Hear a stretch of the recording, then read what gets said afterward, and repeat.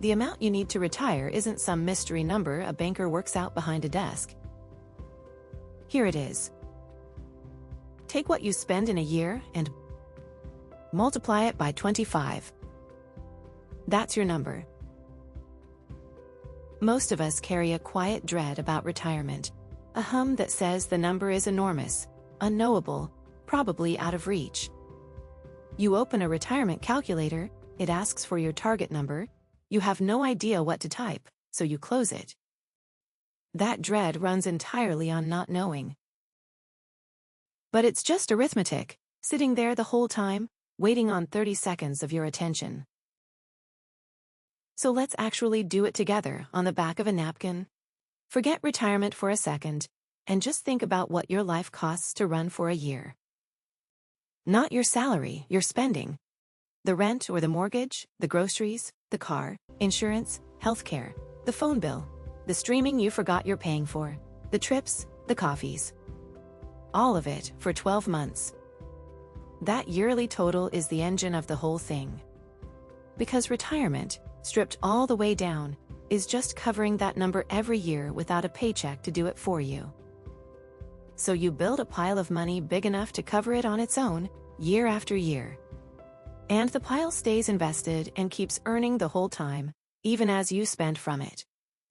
And the size of that pile is your spending, times 25. Let me make it concrete. If you spend $40,000 a year, your number is 1 million. If you spend $60,000 a year, it's 1.5 million. Spend $100,000, and it's 2.5 million. That's the napkin. No spreadsheet, no advisor, no secret sauce. Whatever 1 year of your life costs, multiply by 25. And that's the pile that lets you stop trading hours for a paycheck. That is the entire method, the whole thing, on one napkin. If you'd rather run this kind of math yourself than pay someone to, the subscribe button is right there. Because there's a real reason that multiplier is 25, and not 10 or 100.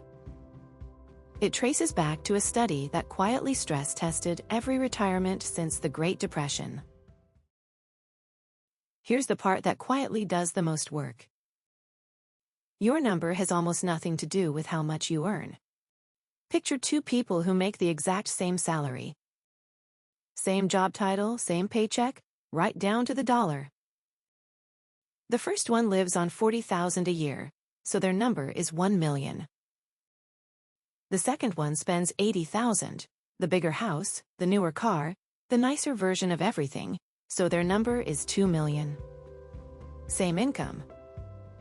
One of them needs twice as much as the other to ever stop working. And it actually cuts deeper than that. The one spending less is also, by definition, saving more. More going in every year toward a smaller number to reach, while the bigger spender saves less and aims at a bigger one. That's the quiet reason two people on identical paychecks can end up in completely different worlds by their 60s. One of them slowly bought their freedom. The other slowly rented a lifestyle. So let me just say it as plainly as I can. Your number isn't built on what you make. It's built on what you spend times 25. Which means the biggest lever you've got isn't the raise you're hoping for someday. It's the spending you already control today. So where does that 25 actually come from? Because if I'm asking you to trust a number, you deserve to know it isn't just a round figure somebody liked. Back in 1994, a financial planner named William Bengen got fed up with everyone hand-waving at this question. He took the actual history of the market, stocks and bonds going back decades, and tested it against every 30-year window he had data for. His question, how much could a retiree pull out in year one, raise a little each year for inflation, and never run dry across 30 years? The answer he kept landing on was about 4%. 4% in that first year, adjusted for inflation after that, survived every 30-year stretch on record. And I mean the brutal ones, retiring right into the 1929 crash, or straight into the inflation of the 1970s. The money still made it to the end. Now watch what that's quietly telling you. 4% of $1 million is $40,000, the exact spending in our napkin example. That's the whole link, and it works in reverse too. 4% a year is just 1/25. So a pile 25 times your spending is the one retirees could draw 4% from in the first year, then raise with inflation. You spend from the pile itself, not only what it earns, and across every 30-year retirement on record, it still didn't run dry. 4 years later, in 1998, 3 finance professors at Trinity University came at it from a different direction and landed in nearly the same place. That 4% succeeded across the vast majority of 30-year histories they tested. So when someone says 25 times your spending, that's the history they're standing on. Stress tested against nearly a century of U.S. market history, not pulled out of thin air.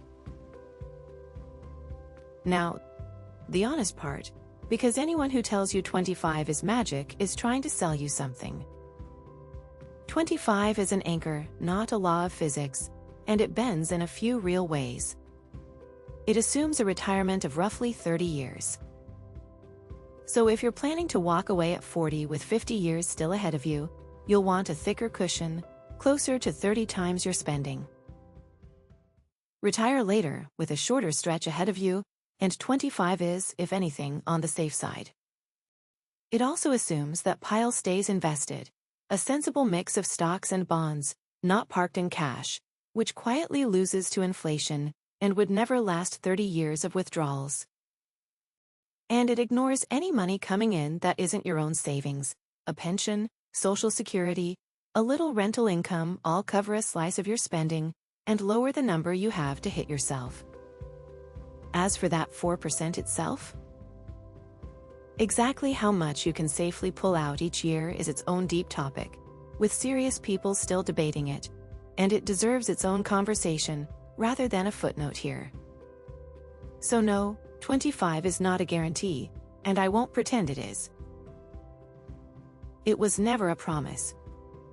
It's a target, one you aim at today and adjust as your real life comes into focus. Here's what actually shifts the moment you run this math. The dread of never having enough only survives while the word enough stays undefined. The second it becomes a specific figure, your spending times 25, that fear has nothing left to grab onto. You stop hauling around a bottomless worry, and you start walking toward a number you can see. Whether your finish line is 5 years off or 25, naming it is what lets you finally pace yourself against it. And if the number lands bigger than you'd hoped, that isn't bad news. It's the first honest look you've had at the thing you were already afraid of. Remember, too, that a pension or Social Security usually covers a slice of your spending. If it covers, say, a third, the pile you build yourself isn't the whole number, it's closer to 2/3 of it. So here's the whole thing in a single breath. The amount you need to retire isn't a secret, and it isn't a fortune teller's guess. It's what you spend in a year, times 25. A planner named Bengen and 3 professors at Trinity stress-tested that math against every market since the Depression, and it held. It's a target, not a promise, but it turns a fog you've spent years dreading into a finish line you can actually see. So do one thing today, and it takes about 30 seconds. Open your banking app, add up everything you spent over the last 3 months, and multiply that by 4 to get a full year. Then subtract whatever a pension or Social Security will cover, and multiply what's left by 25. That figure, the one you just found in half a minute, is the number nobody ever told you was knowable. Carry that from now on instead of the worry.